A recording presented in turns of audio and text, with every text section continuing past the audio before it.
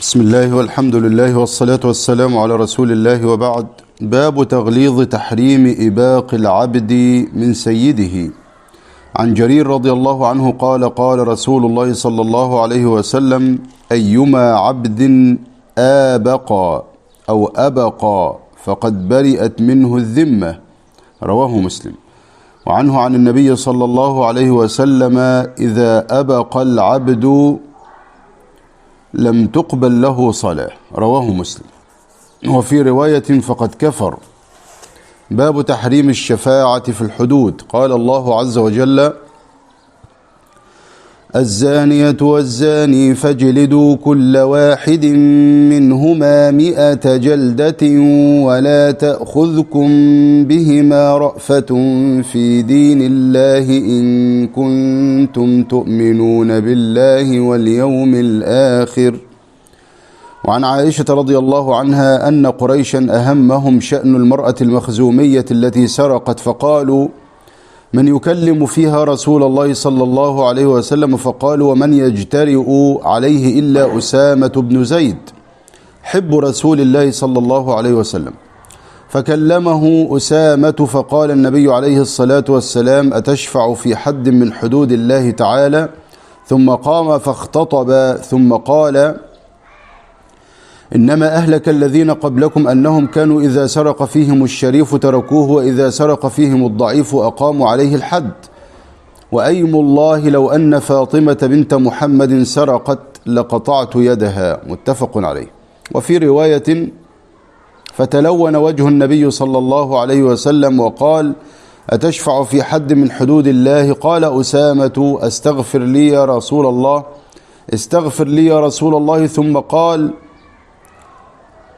ثم أمر بتلك المرأة فقطعت يدها.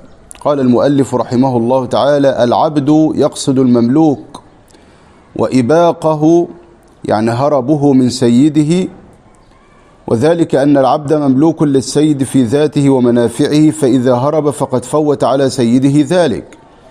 وقد ورد الوعيد في هذا بأنه يكون كافرا، وأن الذمة بريئة منه، وأنه لا تقبل صلاته. فهذه 3 عقوبات والعياذ بالله. الأولى أنه برئت منه الذمة كما جاء في حديث جرير. والثانية أنه كافر ولكنه ليس كفرا مخرجا من الملة. الثالثة أنه لا تقبل صلاته. فالعبد إذا أبق وهرب من سيده ثم صلى فلا صلاة له. واختلف العلماء رحمهم الله: هل صلاته غير مقبولة لا الفريضة ولا النافلة، أو أنها النافلة فقط؟ فمن العلماء من قال صلاة الفريضة مقبولة لأن زمنها مستثنى شرعا، ولأنه سوف يصلي سواء كان عند سيده أو أبق منه. ومنهم من قال إن الحديث عام ولا يمتنع أن يعاقب بذلك، ويكون المراد بنفي القبول بالنسبة للنوافل نفي الصحة فقط، وبالنسبة للفرائض نفي الإثابة، وهذا جمع حسن. أما الباب الثاني فهو تحريم شفاعة الإنسان في الحد من حدود الله، أي في العقوبة المقدرة شرعا. واعلم أن العقوبات على الذنوب تنقسم إلى قسمين: عقوبات أخروية هذه أمرها إلى الله. وقال الله تعالى: إن الله لا يغفر أن يشرك به ويغفر ما دون ذلك لمن يشاء. فكل ذنب سوى الشرك فإنه قابل أن يغفره الله عز وجل بفضله ورحمته.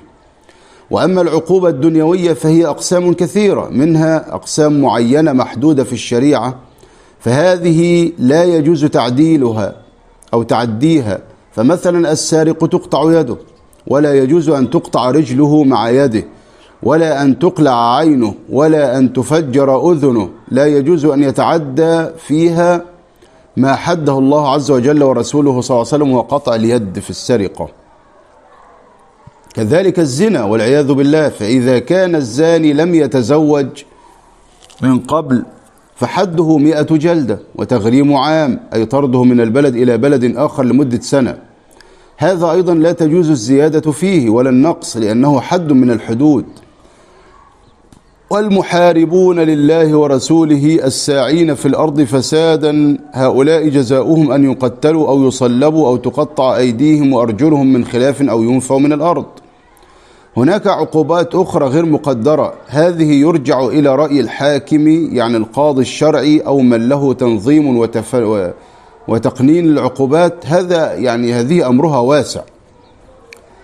تارة تكون العقوبة بالمال يغرم الإنسان مالا، وتارة تكون العقوبة بالعزل عن منصبه، وتارة تكون بالحبس، وتارة تكون بالتشهير بأن يعلن اسمه ومخالفته بين الناس، وتارة تكون بالتقويم من المجلس حسب ما تقتضيه المصلحة والتأديب، تارة يكون بالجلد مثلا.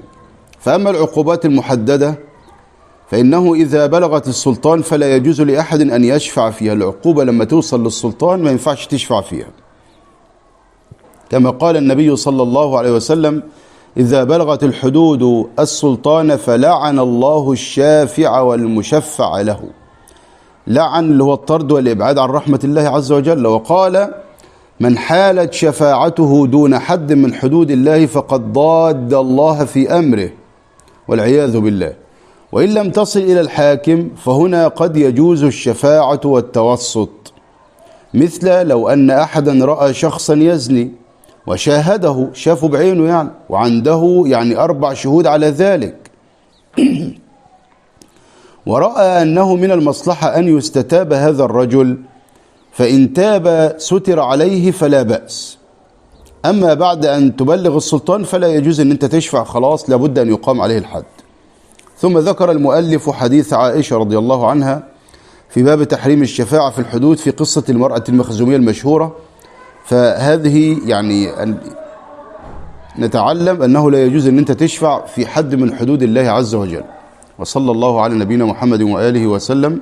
السلام عليكم ورحمة الله وبركاته.